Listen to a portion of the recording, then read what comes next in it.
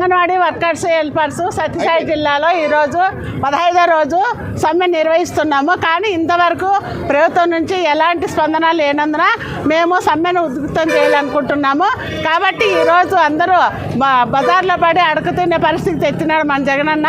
అక్కలు చెల్లెలు అంటూనే మమ్మల్ని కింద దొక్కేస్తున్నాడు. కానీ ఏమాత్రం న్యాయం చేయలేదు. ఎప్పుడో 1000 రూపాయలు ఎక్కించిన అన్నాడు.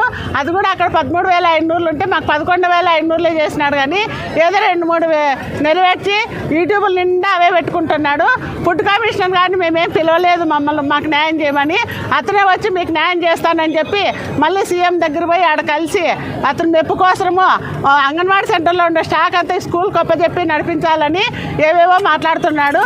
కానీ ఎవరు ఏం భయపెట్టినా, ఏ ఆఫీసర్ భయపెట్టినా కానీ, గవర్నమెంట్ ప్రభుత్వం భయపెట్టినా కానీ మేము భయపడే ప్రసక్తే లేదు.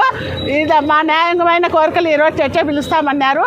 ఈ రోజు కింద మాకు అనుకూలంగా చెప్పకపోతే ఈ సమ్మెను ఎక్కువ చేస్తామని హెచ్చరిస్తున్నాం గవర్నమెంట్కు.